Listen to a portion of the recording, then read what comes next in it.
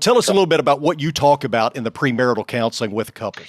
Well, so many couples go into their wedding, planned for their wedding. I mean, they have spent months and tons of money getting ready for a wedding, and they've done nothing to get ready for a marriage.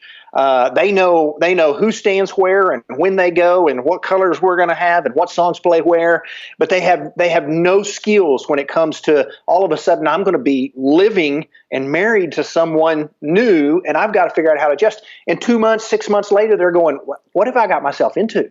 They were prepared for a wedding, but not for a marriage. And premarital counseling is no way I'm doing a wedding without some premarital counseling. Even the state of Texas now is giving discounts to couples getting premarriage counseling because it's a benefit to even the state to go, hey, these people need to know what they're getting into. And so we talk about everything from things that couples don't talk about. You hear couples all the time. We'll survive. We'll figure it out as we go. You better figure it out before you get in there. Exactly. And then you hear sometimes some people that will go, well, I think I'm going to be able to change him, or I think this issue we have will fix it. No, these are things you need to work on before you're at the front of the auditorium or the church or the chapel or whatever it is.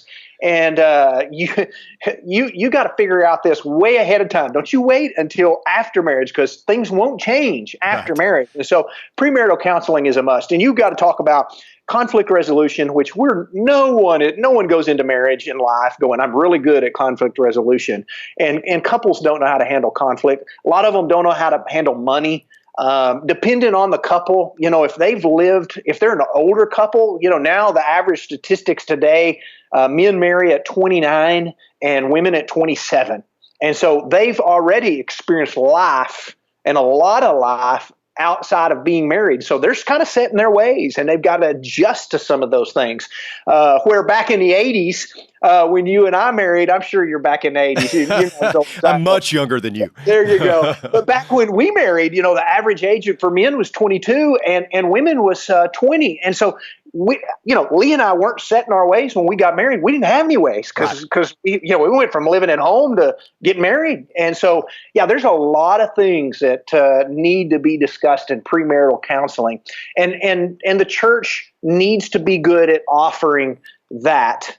We need to do better as churches loving people, pre-married, married, even divorced. God's told us in the book, he hates divorce, what it does to kids and families and people, but he doesn't hate divorced people. That's not what that says. I love that. And Yes. My job is to love people and not to judge them, because I don't know what all they've gone through. Sometimes it's easy to hear one side of the story and sit back and go, yeah, you gotta, but you hear another side sometimes and you find out, so now I can understand why you're doing what you did. Exactly. It's like so many times you hear, you talk to people and you say, well, I had a scriptural divorce, whatever that means, and Yes. then you talk to the person they got divorced from and they believe the same thing. And so it's impossible to unscramble that egg sometimes. And, I think the best thing is, like we've talked about before, is trying to catch that on the front end. And, Sure. But it is difficult because even Christian marriages fall apart.